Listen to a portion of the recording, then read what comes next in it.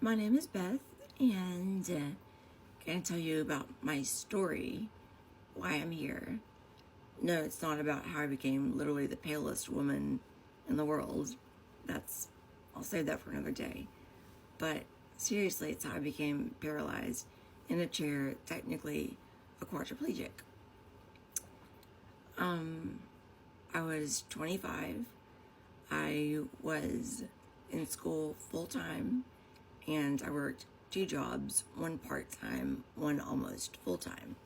And my boyfriend and I were on the way to an appointment before school. Now, I don't remember anything. The weeks and months before it are a total blur. I have vague memories, but none of the day before. And I'm someone who would always hit the snooze button and go back to sleep 100%. But he said it was weird because he said that day I just jumped up out of bed and we got in the car and he drove.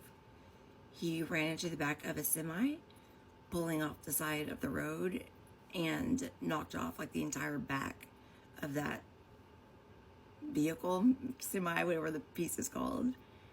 Anyway, the first person on the medical scene was a doctor who gave me a shot of what we think is mannitol, which is like an anti-inflammatory. And I jumped and said, ouch. And so he thought I was just maybe knocked out. Most people, when they're paralyzed automatically. It starts happening, just if it's in the lower body there. And if it's higher up, it slowly spreads higher up, right?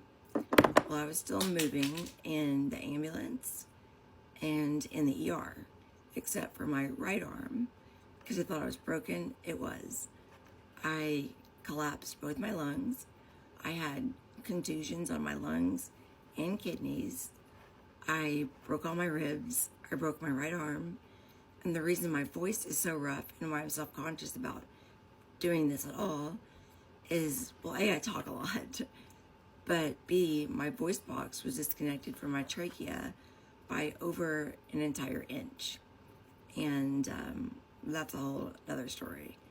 I had a subdural hematoma and a subarachnoid hemorrhage, which is bleeding both outside and inside the brain.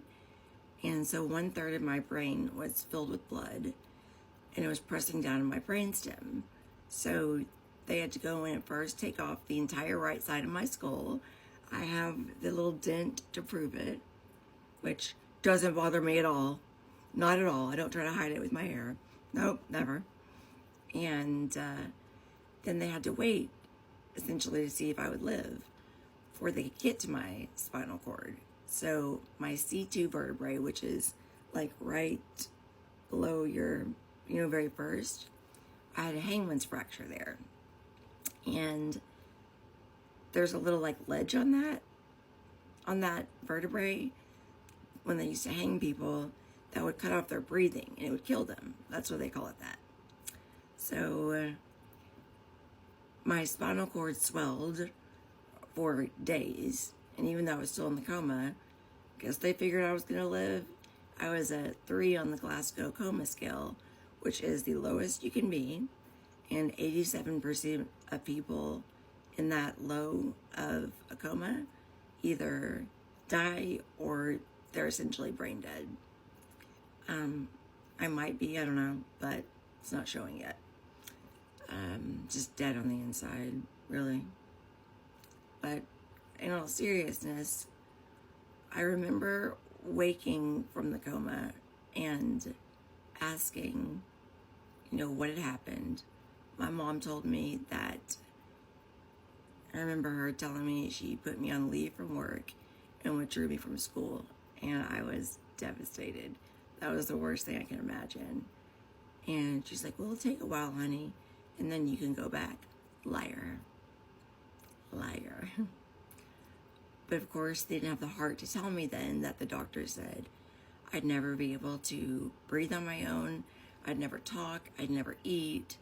I'd never move anything below my neck. I wouldn't feel. I would just be not a vegetable, but kind of there. And my dad told me that he just told the surgeon, he said, that's not going to work. Beth loves to eat and she loves to talk. He said, that's just not going to work. And the surgeon was like, well, sometimes there are things that happen that cannot be medically explained. Right now I'm trying to move my head like this because there's a dark circle under the side that's bothering me. It's a whole other issue that we'll talk about later. But I didn't lose sensation in my entire body. It's different. It's extra sensitive in some areas, dull in others. I can move my arms, obviously, my legs. I think I could have walked. That's a whole other story. Not like a completely normal person, but for short term. But I didn't have the therapy that I needed during that time. There's so much more to my story. I think it would have been a lot easier to die. I'm going to be honest. Sometimes I wish that happened. This is a really hard life. And it's not just hard because of the injury, which is enough. It's hard because of all the things that have happened afterwards. I've suffered every type of abuse you can imagine: emotional, psychological, verbal, mental, sexual, and physical. But there's something that keeps me going. I don't know what. I don't know what my purpose is. I don't know if I have a particular purpose. But I'm going to try to find out.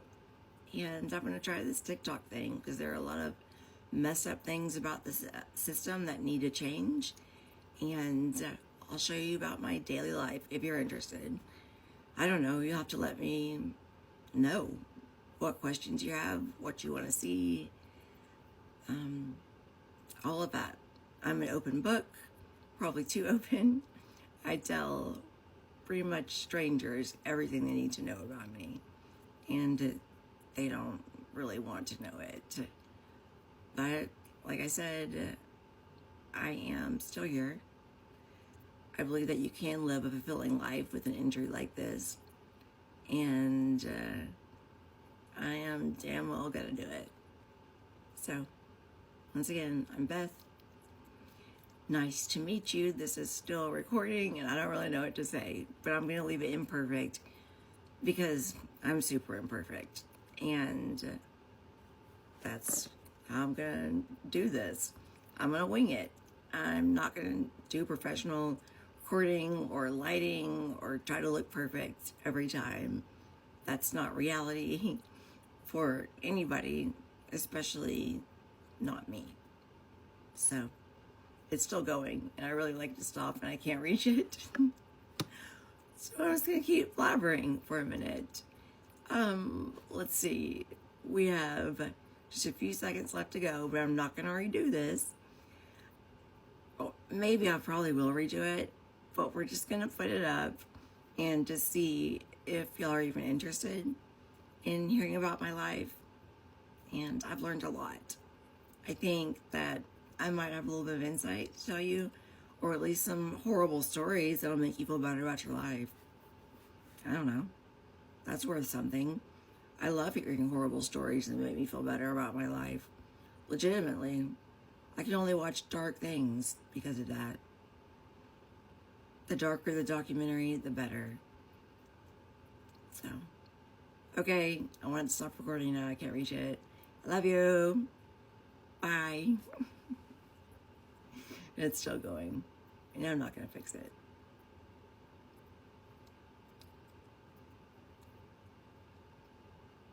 A little awkward.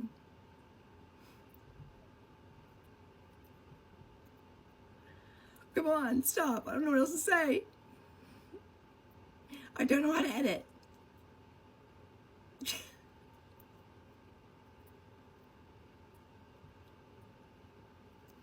Okay, this is very awkward.